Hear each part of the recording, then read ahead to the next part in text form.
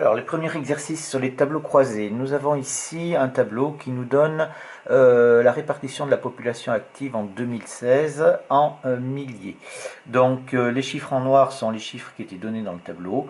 Donc, ça, c'est juste pour compléter un tableau croisé. Donc, on a bien deux caractères. On regarde donc le sexe des actifs et on regarde s'ils ont un emploi ou s'ils sont au chômage. Tous les calculs se font en faisant des soustractions ou des additions. J'ai mentionné les soustractions pour obtenir le résultat en rouge. Et les additions, je n'ai pas mentionné, ça se fait automatiquement. Ça ne présente pas de difficulté. Dans l'exercice 7, c'est des calculs de pourcentage. Alors, il faut traduire, ici on vous demande de construire un tableau croisé d'effectifs et on vous donne les valeurs en pourcentage. Donc, il faut faire des calculs de pourcentage. Il y a 120 personnes. On vous dit qu'il y a 60% qui sont des enfants, donc 60% de 120, ça fait 72 enfants. On compte 25% de bruns parmi les enfants, donc 25% des enfants sont bruns, donc on prend 25% de 72, et pas des 120 personnes, ça nous en fait 18. Et enfin, on vous dit que les bruns représentent 30% de l'ensemble du groupe, c'est-à-dire de la totalité des 120 personnes, ce qui nous fait donc 36. Et il nous reste maintenant à mettre tous ces chiffres dans le tableau. On va commencer ici par 72 enfants, donc il y en a 72 ici. Ensuite, 25% de ces enfants sont bruns, donc on a 18 bruns parmi les enfants, ici. Donc ici, il nous en reste 54, on fait ça par soustraction. Ensuite, on vous dit que les bruns représentent 30% du groupe, donc ici, il me manque une ligne totale.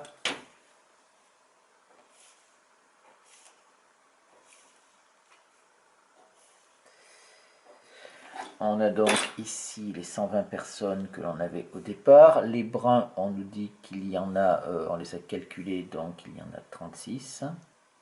Donc ici, ça nous en fait 84. Et donc ici, il nous en reste 30. Ici, 120, 72, il nous en faut 48. Et donc ici, on en a 18 également. Voilà, on remplit dans l'ordre que l'on veut en fonction des valeurs que l'on a. Pas de difficulté non plus là-dessus, c'est des exercices classiques d'entraînement pour remplir les tableaux. Pareil pour l'exercice numéro 22, on vous donne un tableau à compléter. On complète ici, ça nous fait, je vais péter un petit peu en couleur, on a donc 15%. Alors ici, attention, vous voyez que vous avez une colonne totale seulement qui a 100% tout le temps. Et ce n'est pas tout à fait le tableau à double entrée classique, le tableau croisé classique où on a une colonne totale et une ligne totale. Donc on verra dans le paragraphe d'après du cours à quoi ça correspond, mais ça ne nous empêche pas, même si on ne l'a pas fait, ça ne nous empêche pas de comprendre la lecture, d'interpréter les résultats du tableau. Ici j'ai 27,7, donc ça me fait 62,3 ici %.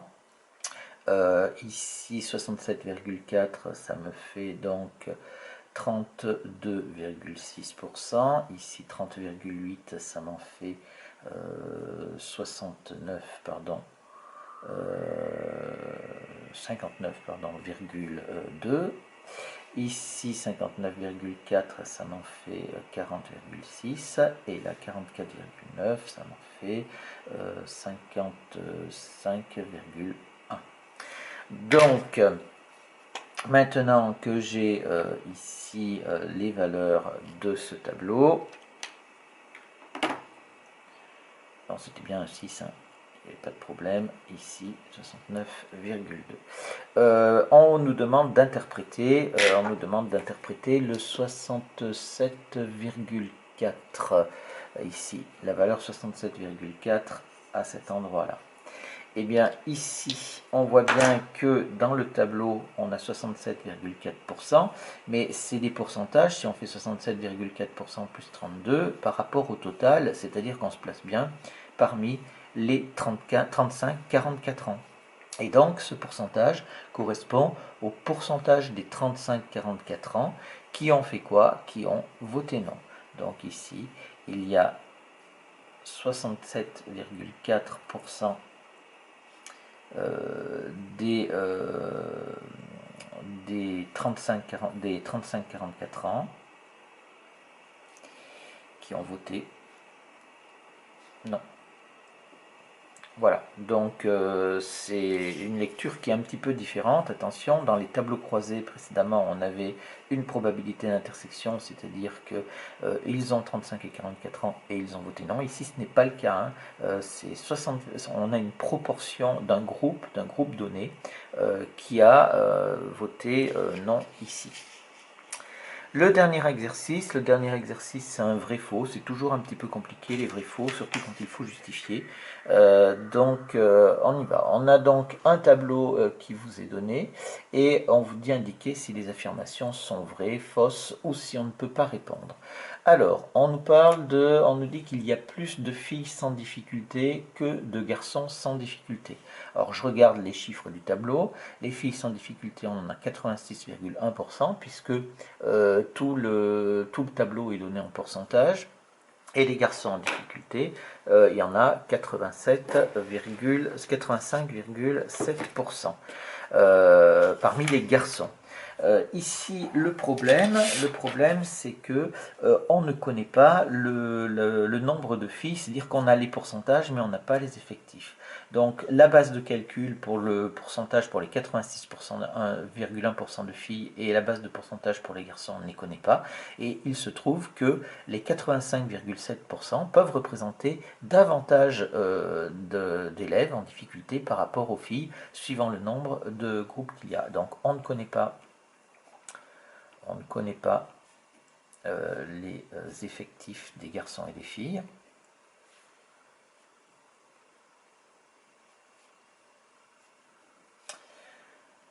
Donc, on ne connaît pas la base de calcul. On ne connaît pas la base de calcul.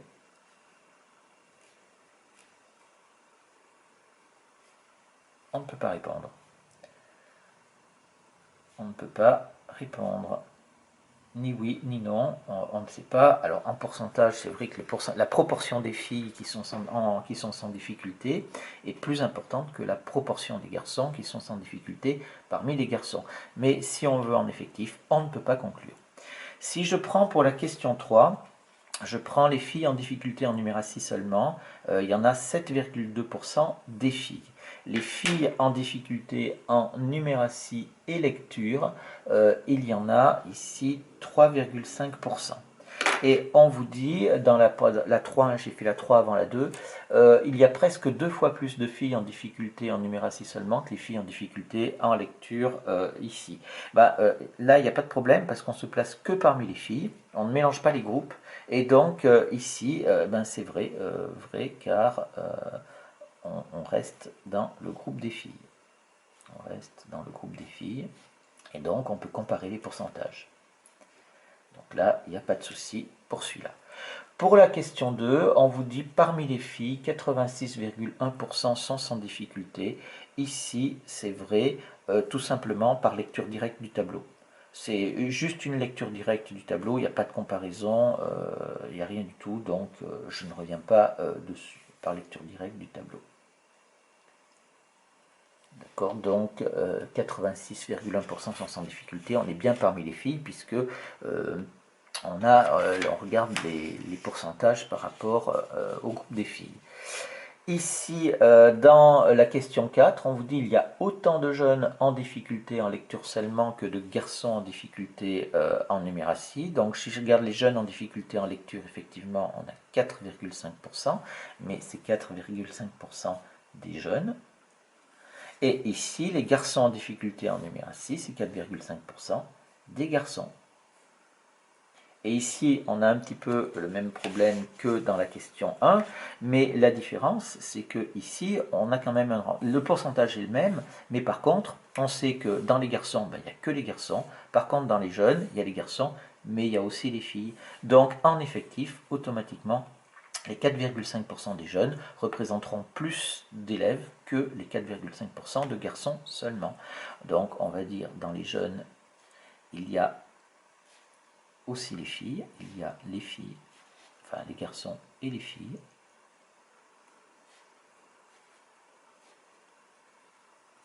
Donc le groupe a un effectif, le groupe complet est plus important que le groupe des garçons.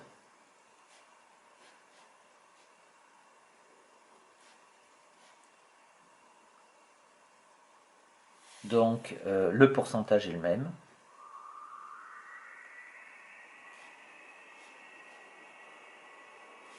Mais l'effectif sera plus important. L'effectif sera plus important dans le groupe complet. Et donc ici, la réponse est faux. Donc c'est faux ici. Alors, faites bien attention, ça c'est un exemple très important. Hein. Les pourcentages sont les mêmes, mais on ne se place pas dans le même groupe, donc c'est pas la même base de calcul. Donc les 4,5% des garçons représentent moins d'élèves que le 4,5% des jeunes, puisque on a d'autres groupes complémentaires que les garçons.